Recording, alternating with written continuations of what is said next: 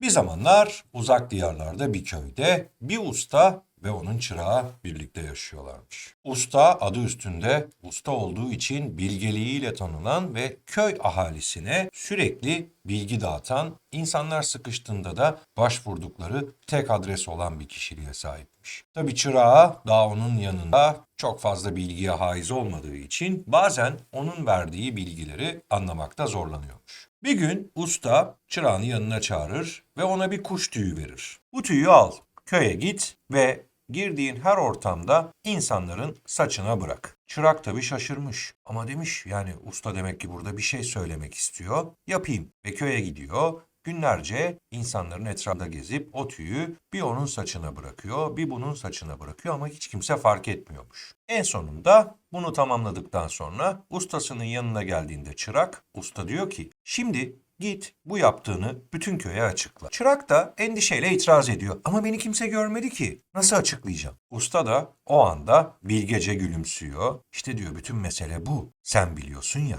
Hayatta da böyledir. Vicdanın seni her zaman izler. Evet, bu videomuzda en canlı, yaptığının her şeyi tanığın olan kendinden yani vicdanından bahsedeceğiz. Hazırsan başlayalım.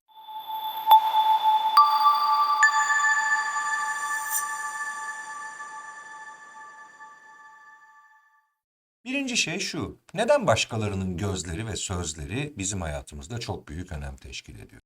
Yaşadığımız toplum bizi bir vitrin hayatı yaşamaya zorluyor. Sosyal medya baskısıyla, daha çok kazanma baskısıyla ki bununla ilgili birçok video yaptım.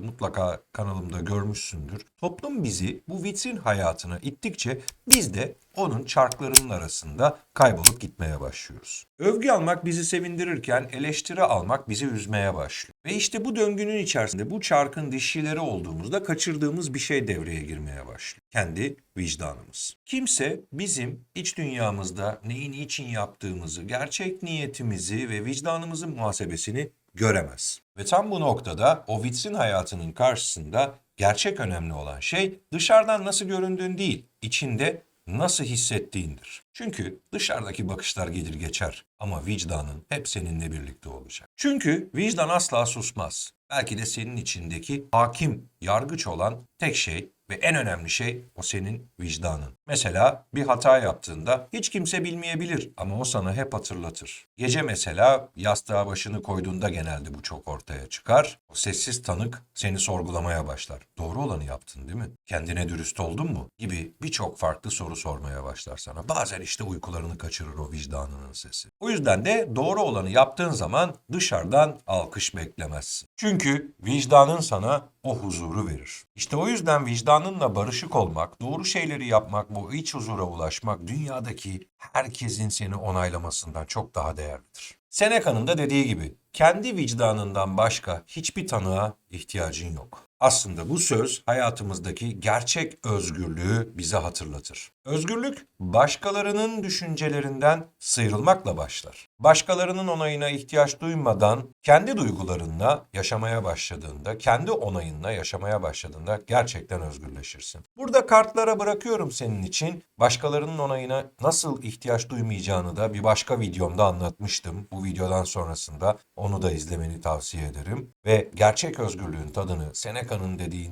gibi kendi vicdanından başka bir tanığa ihtiyaç olmadığını kabul ettiğinde yaşamaya başlayacaksın. Hayat dışarıdaki bakışlardan çok kendi iç sesinle ve vicdanınla barıştığın zaman sana gülümsemeye başlayacak. Gün sonunda sadece huzurlu bir vicdanla rahat bir uykuya dalabilirsin ve huzurlu bir uyku çekebilirsin. Her akşam yastığa yattığında şöyle sor kendine. Kendi tanığımı utandıracak bugün bir şey yaptım ve vicdanının yanında zihnini de daha güçlü bir şekilde kuvvetlendirip aynı zamanda daha disiplinli bir zihne sahip olmak istiyorsan videonun açıklama metnine senin için yazdığım Zihinsel Disiplin Düşünceleri Pratiğe Dönüştürme Sanatı e-kitabımı da indirip okuyabilirsin. Linki senin için açıklamaya bırakıyorum. Ayrıca videonun bu dakikasına kadar geldiysen ve bu video içinde bir yerlere dokunduysa beğen butonuna tıklamayı, abone olmayı ve bildirimleri açmayı unutma. Tabii ki de sevdiğin, değer verdiğin dostlarınla, vicdanının sesini dinlemesini istediğin kişilerle de bu videoyu paylaş. Bir sonraki videoda görüşene kadar da kendine iyi bak.